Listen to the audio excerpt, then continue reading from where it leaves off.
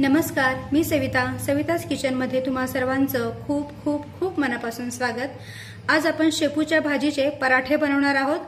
तर इथे मी 1 वाटी शेपूची भाजी अगदी बारीक कापून घेतलेली आहे। सुरुवातीला शेपूची भाजी व्यवस्थित निवडून घ्यायची, 2 ते 3 वेळा भरपूर पाण्याने धुवून घ्यायची आणि धुतल्यानंतर मग बारीक चिरून घ्यायची। अशी बारीक चिरून घेतली म्हणजे मग ही शेपूची भाजी दातामध्ये अडकून बसत नाही। आता सगळ्यात आधी आपण वाटण तयार करून घेऊया। तर इथे मी 2 हिरव्या मिरच्यांचे तुकडे करून घेतलेले आहेत, 10 ते 12 लसूण पाकळ्या आणि थोडंसं आलं घेतलेलं आहे। आता हे सर्व आपण मिक्सरमध्ये बारीक करून घेऊया। तर इथे मी मिरचीचं वाटण तयार करून घेतलेलं आहे। छान असं हे बारीक झालेलं आहे। त्यानंतर एक बाउल घेऊया, त्यामध्ये ही शेपूची भाजी टाकूया। आता भाजीमध्ये हे हिरव्या मिरचीचं वाटण टाकूया।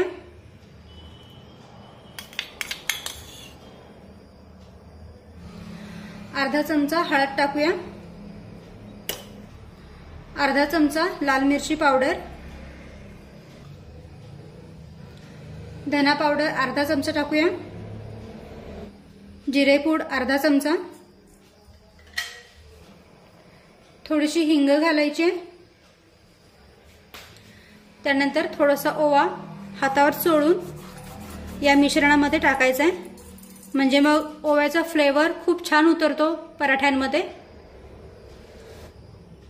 त्यानंतर 2 चमचे तीळ टाकूया, खूप छान दिसतात पराठे तिळांमुळे। त्यानंतर 2 चमचे बेसन पीठ टाकूया। बेसन पिठामुळे हे पराठे छान खुसखुशीत होतात। त्यानंतर ज्या वाटीने आपण शेपूची भाजी घेतली होती त्याच वाटीने 1 वाटी गव्हाचं पीठ यामध्ये टाकायचंय। हे पीठ मी चाळून घेतलेलं आहे आणि गरज वाटली तर आणखीन गव्हाचं पीठ आपण यामध्ये ऍड करू। वरून थोडीशी कोथिंबीर, त्यानंतर चवीनुसार मीठ टाकूया। आता हे सर्व व्यवस्थित मिक्स करून घ्यायचे।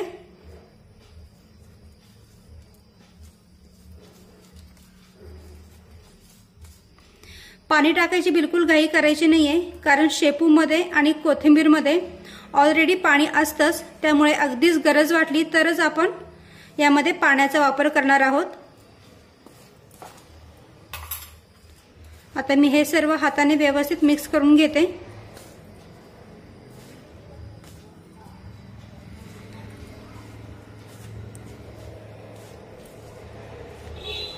आपल्याला हे पीठ फार घट्ट मळायचं नाहीये किंवा फार सैल पण मळायचं नाहीये। जसं आपण चपातीसाठी पीठ मळतो ना, अगदी त्याच पद्धतीने पीठ मळून घ्यायचंय। तर हे असं व्यवस्थित सगळं मिक्स करून घ्यायचंय, जेणेकरून मीठ मसाले गव्हाच्या पिठामध्ये अगदी व्यवस्थित मिक्स होतील।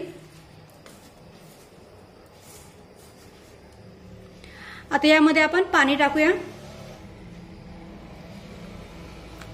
अगदी थोडं थोडंसं पाणी टाकायचंय, नाहीतर पीठ जे आहे ते खूप पातळ होऊ शकतं।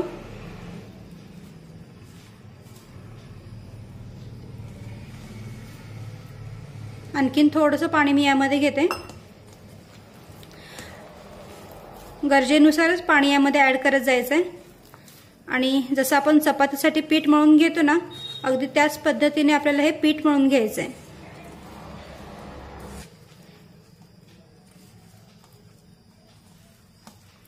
फार घट्ट मळायचं नाही किंवा फार सैल पण मळायचं नाहीये।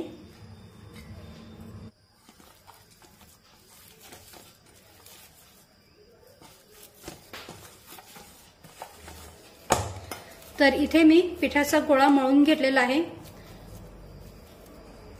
तुम्ही पाहू शकता फार घट्ट नाहीये किंवा फार सैल पण नाहीये।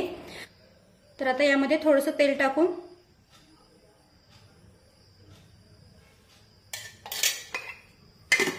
साधारण 1 चमचाभर मी यामध्ये तेल टाकलेलं आहे। आता पुन्हा एकदा व्यवस्थित मिक्स करून घेऊया।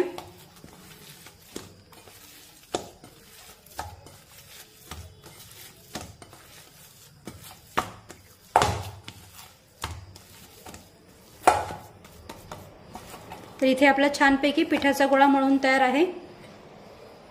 आता लगेचच आपण याचे पराठे तयार करून घेऊ।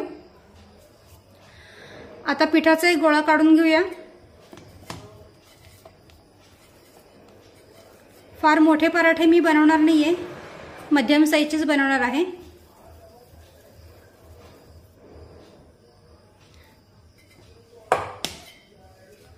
आता या गोळ्याला कोरड्या पिठामध्ये बुडवून घ्यायचे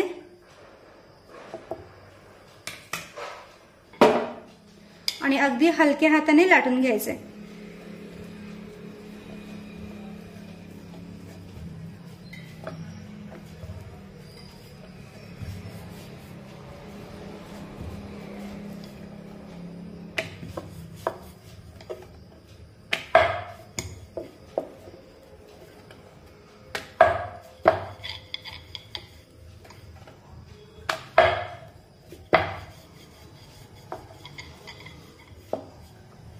तर इथे मी एक पराठा लाटून घेतलेला आहे। आता या पराठ्यावर थोडेसे तीळ पसरून घ्यायचे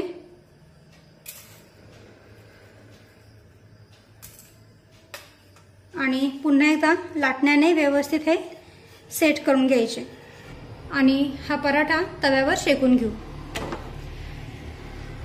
तर दोन्हीही बाजूने सुरुवातीला हा पराठा कोरडाच भाजून घ्यायचा आहे, म्हणजे मग पराठा अगदी व्यवस्थित सगळीकडून भाजला जातो, पीठ कुठेही कच्चं राहत नाही।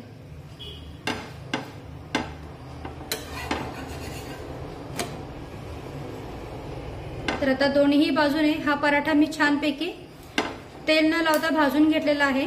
आता यावर थोडंसं तेल टाकूया। तेलाच्या ऐवजी तुम्ही तूप टाकलात तरीही चालेल। तर दोन्ही बाजूने मी तेल लावून घेते आणि पुन्हा एकदा व्यवस्थित शेकून घेते। मध्यम आचेवरच पराठा शेकून घ्यायचा आहे, म्हणजे मग तो छान खमंग भाजला जातो। तर उलट पुलट करत हा पराठा दोन्ही बाजूने छानपैकी शेकून घेऊया। असं हलक्या हाताने हा पराठा प्रेस करत जायचा आणि भाजून घ्यायचा आहे, म्हणजे मग यामधली जी भाजी आहे ती सुद्धा व्यवस्थित शिजली जाईल। तर तुम्ही पाहू शकता दोन्हीही बाजूने हा पराठा छानपैकी भाजलेला आहे। आता याला आपण काढून घेऊ। तर आता अशाच पद्धतीने मी राहिलेल्या पिठाचे सुद्धा पराठे तयार करून घेते। तर इथे आपले शेपूच्या भाजीचे पराठे बनवून तयार आहेत। हे पराठे तुम्ही टोमॅटो सॉस, दही किंवा मग लोणच्या सोबत खाऊ शकता।